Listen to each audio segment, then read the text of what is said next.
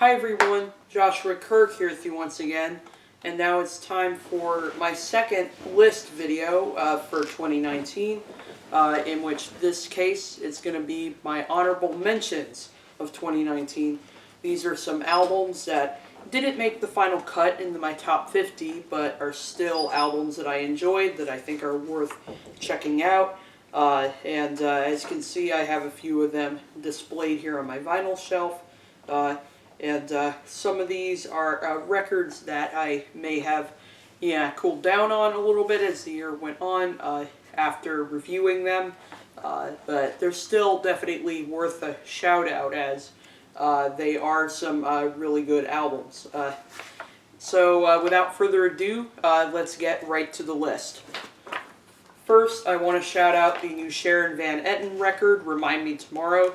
Sharon really outdid herself on this project, sort of departing from her usual kind of indie singer-songwriter roots and incorporating more elements of goth and synth pop, among other things, on this album.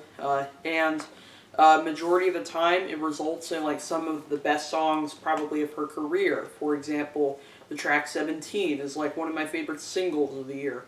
Not every track on this album wowed me, but it definitely is a really nice kind of step forward after nearly 5 years of studio album silence for Sharon. And she also talks about being a mom, as well as falling in love, and some other topics on this album. So definitely recommend that. And a couple of great Americana records that came out in February this year are the new Mandolin Orange record, Tides of a Teardrop, and the new Yola record, Walk Through Fire. Next, certainly one of the better indie pop experiences I've had this year, the new Karen O and Danger Mouse record, Lux Prima. Definitely a record that has cooled down on me since I reviewed it, as I do feel in terms of the way it flows, it is a little disjointed. If it maybe were a little more cohesive, it probably would have been a better record in my opinion. But majority of the time, I think Karen O's kind of sassy, unapologetic, but very sensual and gorgeous performances, along with Danger Mouse's very kind of funky, but also kind of otherworldly production, I think complement each other really well. Whereas I think on other projects Danger Mouse has been involved in, he tended to overpower whoever he was working with. But here I think he and Karen actually go really well together. So I think this collaboration was a real surprise for me this year. And also they did come through with one of the best late-night TV music performances of the year with their Spike Jonze directed performance of Woman on Stephen Colbert. Excuse me. One of the most unique voices in indie music right now has to be Nilufer Yanya with her debut album, Miss Universe, which I consider this album to be kind of the female counterpart to King Cruel's The Ooze from 2017, and it's kind of jazzy, soulful, slinky kind of sound, but also the interludes on here, the kind of odd Way Health public service announcements also do kind of remind me of those kind of strange interludes from The Ooze. The Ooze. Therefore, making this a bit of a loose concept album. I will say the one thing that she could still improve upon in her music is songwriting, but because she has such an incredible voice, and I think her ideas are really cool too, I definitely think that she has a really bright future ahead of them, and if she can just, come through with some excellent lyrical content too, she would come through with probably her best album yet, which is definitely a possibility coming from someone like her.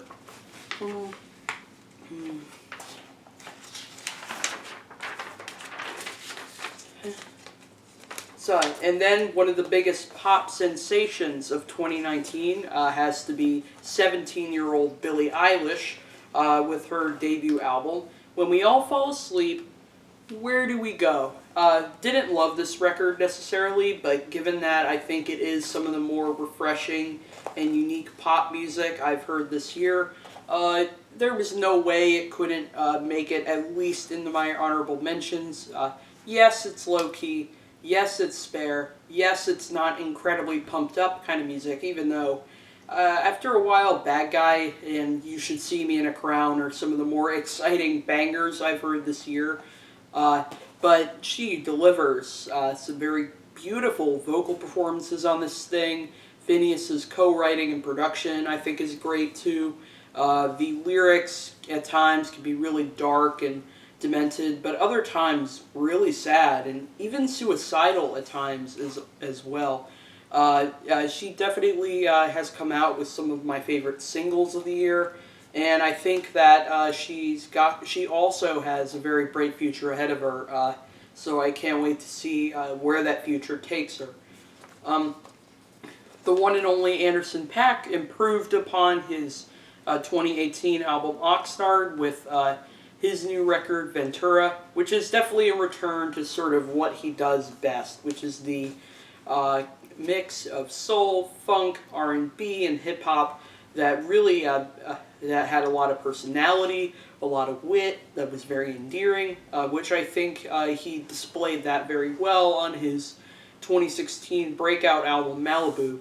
Oxnard was a little bit of a letdown for me. I mean, it was a decent record, but, you know, I couldn't help but feel like upon listening to it that, like, man, Paak is better than this. And Ventura, I think, displays what Paak does best, in my opinion. A couple of cuts here and there are a little underwhelming, in my opinion, but I think overall there's some great lyrics, some fantastic performances on here, and some of the features are great. The Andre 3000 feature was great. The Brandy feature was great. There's even a posthumous appearance from the one and only Nate Dogg. Just a really good Anderson .Paak record. The month of May was a very fruitful month for 2019, so obviously not all months I heard in that, not all albums I heard in that month that I enjoyed could really make it on my top 50, but there's still 4 albums that I would like to run through quickly, as I think they are definitely worth checking out. The new Charly Bliss record, Young Enough, I think the indie band has really surprised me with this one. And even though this one didn't make the cut on my top 50, I actually do consider it one of my favorite indie albums of the year as of right now. British rapper Slowthai came through with a very solid debut with Nothing Great About Britain.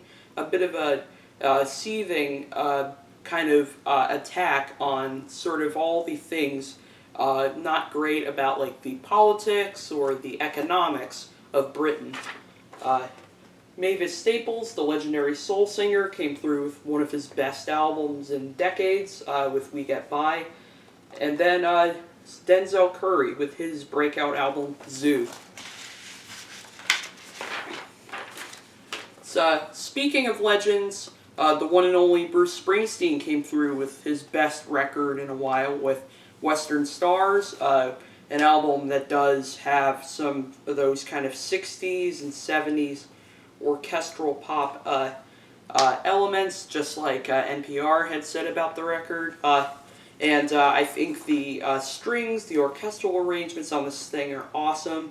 The songwriting, the poetry, I think is great too.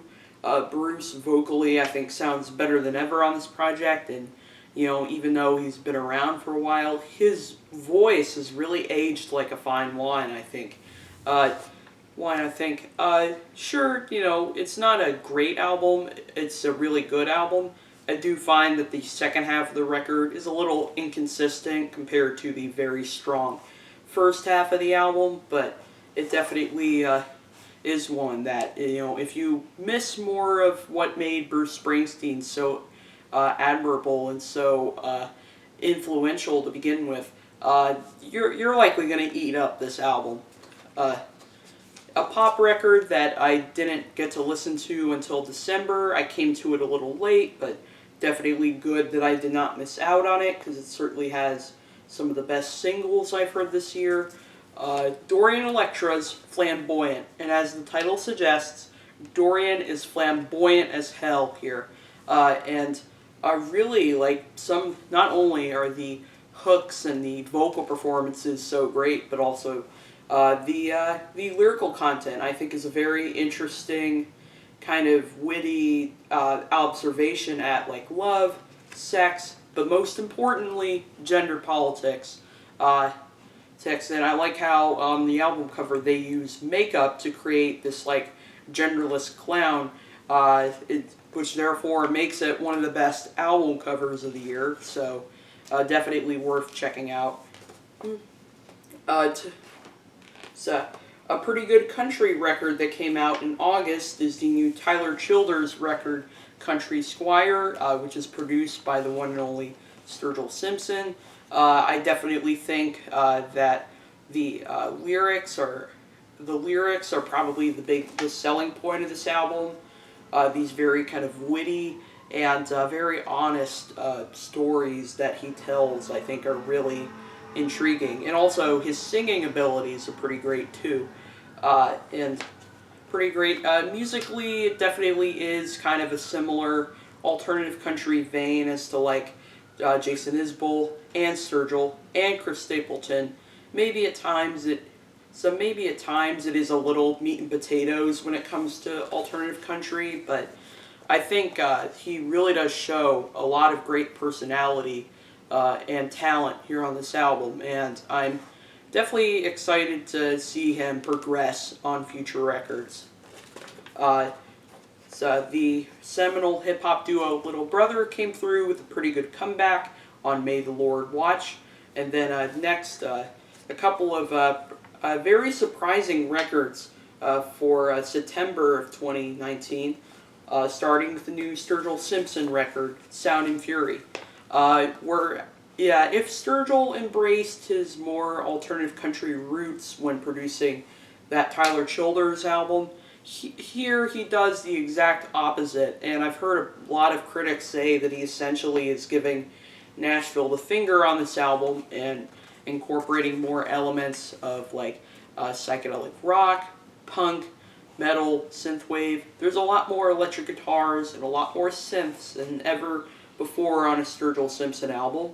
And I think most of the time, these risks, these sort of departures from country, I think pay off really well here.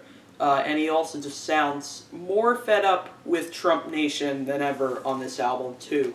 Album 2. Sure, there are a couple of moments here where I think the kind of distorted sort of atmosphere is a little much at times, and there are also times where this album kind of makes you wonder who Sturgill Simpson really is. I mean, is he a country singer? Is he not a country singer? There's a little bit of confusion there, but despite all that, this album flat out kicks ass. I mean, there are plenty of songs on here that just rock pretty hard and also have a really cool kind of rawness to them that I definitely like to see from Sturgill. But even more surprising, in my opinion, was the new Teagan and Sara record, Hey, I'm Just Like You. I've never really been able to get into Teagan and Sara before this album, but I heard some people saying that it was one of their best, and the concept behind it sounded pretty cool too, that this album is not new songs, these are actually songs that the duo wrote in high school. And it's also the subject of a memoir the duo wrote called High School. And upon listening to it, I can definitely see why the people seem to love this album, because it definitely is one of their best. And probably the most I've ever enjoyed a Teagan and Sara project.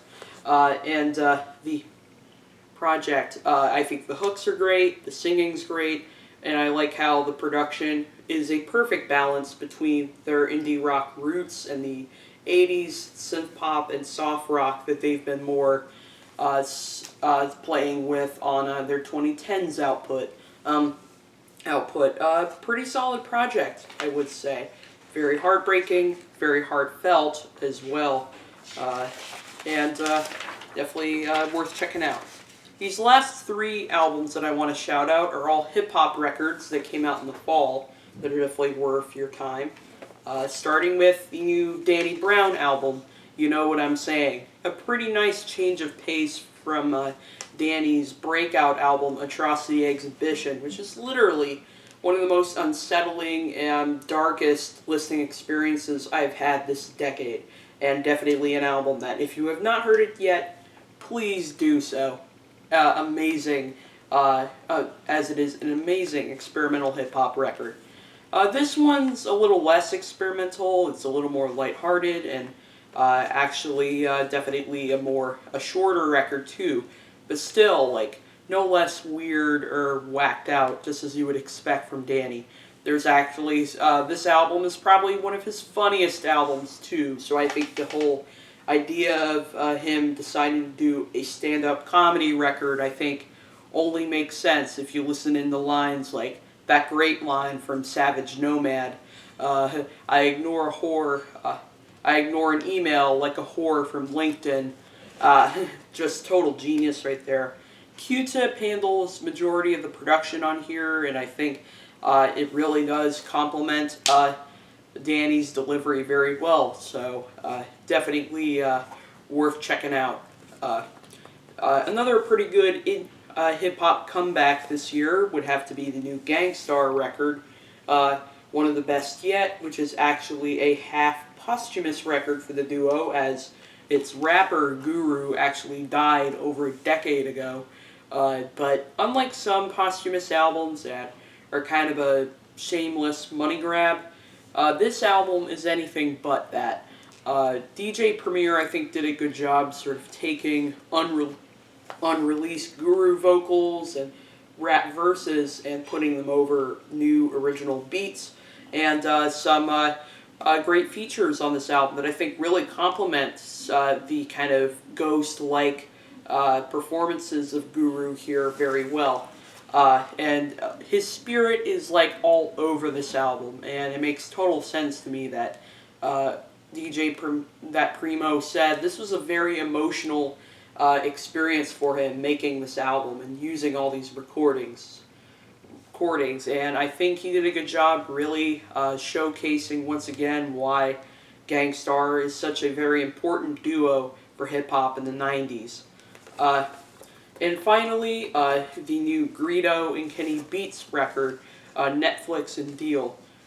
Certainly one of the better pop rap albums I've heard this year, and it actually has grown on me over time, as I think that the album is very fun, very catchy. I think the concept behind it is pretty cool too. He's sort of using movies that he grew up on as like inspiration for this album, such as Blow, Honey, I Shrunk the Kids, Fight Club, Soul Food, just to name a few. And he definitely sounds like he is just flat out having a good time on here, and he's actually a mumble rapper that can spit out some pretty good bars too, so definitely worth checking out there. And Kenny's production also, as usual, is fire, is like downright fire. So those are all my honorable mentions for 2019, and I'll see you for my last list video for 2019, which is my top 50 singles of 2019.